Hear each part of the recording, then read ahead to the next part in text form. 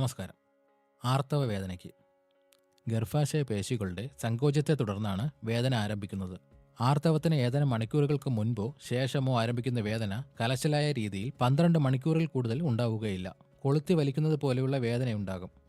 വേദന കുറയ്ക്കാൻ മുതിര കഷായം വെച്ച് കുടിക്കുക, ഉലുവ വറുത്ത് കഷായം വെച്ച് കൽക്കണ്ടം ചേർത്ത് കഴിക്കുക, കറ്റാർവാഴയുടെ നീര് കൽക്കണ്ടം ചേർത്ത് 15 മില്ലി വീതം രാവിലെയും വൈകിട്ടും കഴിക്കുക, 10 ഗ്രാം എള്ള് പൊടിച്ച് ചൂടുവെള്ളത്തിൽ കലക്കി 7 ദിവസം കഴിക്കുക, എള്ള് കഷായം വെച്ച് ശർക്കര ചേർത്ത് കഴിക്കുക, 60 മില്ലി കുമ്പളങ്ങ നീരിൽ കന്മദം ചേർത്ത് രാവിലെയും വൈകിട്ടും കഴിക്കുക, വെണ്ണയും പഞ്ചസാരയും ചേർത്ത് 1 നെല്ലിക്ക വലിപ്പത്തിൽ ദിവസേന 3 നേരം കഴിക്കുക, 25 ഗ്രാം ഉലുവ വേവിച്ച് തെങ്ങിൻ ചക്കര ചേർത്ത് രാവിലെയും വൈകിട്ടും കഴിക്കുക.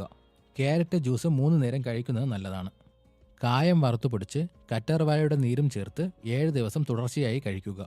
വെളുത്ത ചെമ്പരത്തിയുടെ 5 മുട്ടും 2 ഗ്രാം ജീരകവും ചേർത്തരച്ച് 60 മില്ലി പാലിൽ കലക്കി 7 ദിവസം തുടർച്ചയായി കുടിക്കുക.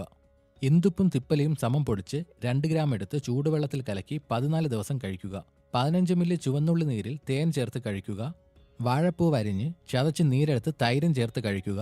മുരിങ്ങയിലയുടെ നീര് 30 മില്ലി വീതം 3 ദിവസം രാവിലെ കഴിക്കുക. 25 ഗ്രാം എള്ള് കഷായം വെച്ച് ചെന്നിനായകം ചേർത്ത് ഒരാഴ്ച കഴിക്കുക. 30 മില്ലി കയ്യോന്നിയുടെ നീര് ശർക്കര ചേർത്ത് കഴിക്കുക. അശോകത്തിന്റെ തോലും തെങ്ങിന്റെ വേരും സമമെടുത്ത് കഷായം വെച്ച് 30 ml വീതം രാവിലെയും വൈകുന്നേരവും കഴിക്കുക. അയമോദകമിട്ട് തിളപ്പിച്ചാറിയ വെള്ളം കുടിക്കുന്നത് അസഹ്യമായ വേദനയ്ക്ക് നല്ലതാണ്. പുതിനയിട്ട് തിളപ്പിച്ച വെള്ളം കുടിക്കുന്നതും നല്ലതാണ്. ഇതുപോലെയുള്ള ഹെൽത്ത് ടിപ്സിനായി ഈ ചാനൽ ഇപ്പോൾ തന്നെ സബ്സ്ക്രൈബ് ചെയ്യുക.